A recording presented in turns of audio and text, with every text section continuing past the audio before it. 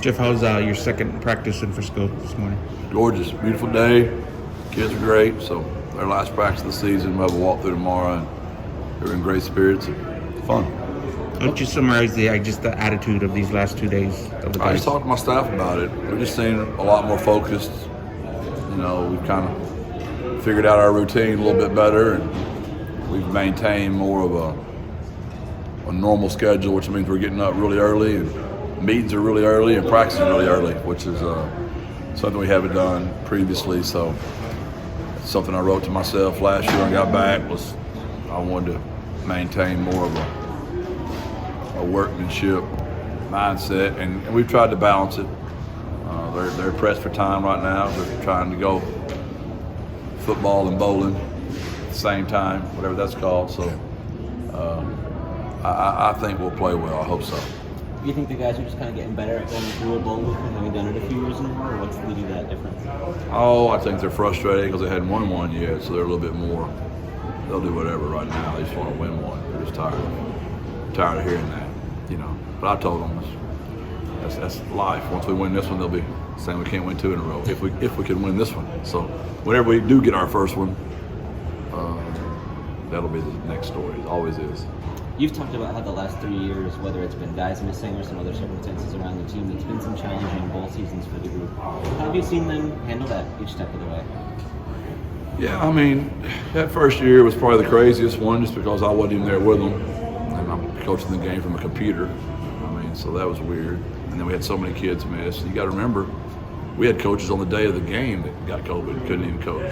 Will Stein didn't get to coach in that game. I mean, so that was crazy. And of course, the next year, you know, you get San Diego State. They all had COVID the week before us. We didn't, so we won our championship. It cost them their championship.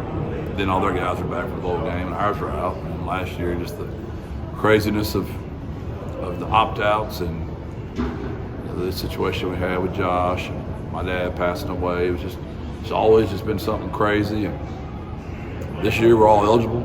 That's different. We don't have anybody out because of their grades. Our APR was like the second highest in the history of the school last year, and we're on pace to break that, so if we can keep it up. So I just think we're more mature, kind of used to it. Just we kind of think we're supposed to be here instead of we're shocked we're here. And all that's just an evolution of a program, in my opinion. Do you see where those challenges of past years impact those guys within those games, the ones who are playing? Is it just like a mental thing of not having people around or having? No, it's a physical thing too, because you just don't have the depth. It's different. You don't your schemes. You can't do as much because you got so many different guys out there. It's just there's a lot of things. And we played really good teams. I mean, Louisiana Lafayette was really good. San Diego State was really good, and Troy was really good. So that always impacts it as well. Jeff, what do you think schematically the Roadrunners have to do to be successful on Tuesday? Is there a certain aspect of the game specifically, you think? Our defense has been really solid all year. They've probably been the backbone of our team. I think we've got to be great there like we've been pretty much all year. Try to create some turnovers for a shorter field. Offensively, I don't think we can overreact to the Tulane game. We've got to be careful there. We had played really good for 7 consecutive weeks in a row. And we even moved the ball in that game. I think if you make too much of a big deal out of the turnovers, you'll be so scared you won't go out there and make a play. But that would be nice to go through the game and run the ball like we've been running it all year, but take care of it better. And then in special teams, they've got one of the top kick returners in the country. It seems like we've said this now, 4 to 6 times this year, but it's factual again. So he'll be getting him on the ground will be important. And just staying steady in our special teams, which we have all year. That's been another bright spot of our team.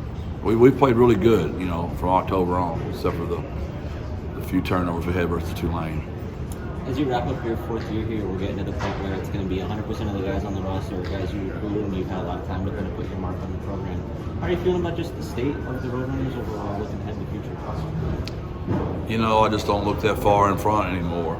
It's just the game's changed. I mean, I don't know it's a one-year team anymore. It's a day-to-day team, and it's just a different mindset that we've all had to adjust to. And like I told y'all before, National Signing Day used to be a really big deal. They used to be like the day. I made the joke the other day, but I'm not sure I'm too far off. Every day is National Signing Day now. So you won't know who your roster is until the first day of class in September.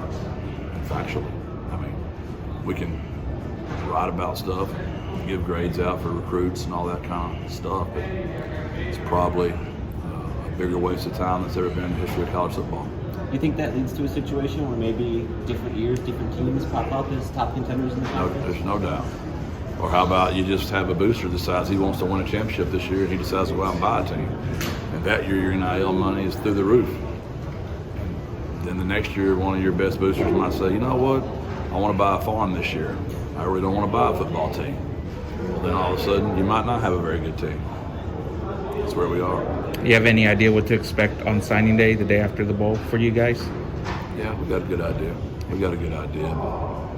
With, high school kids, but when you're looking at transfer portal kids, they've got so much time. Yeah. It's going to drag out a lot longer.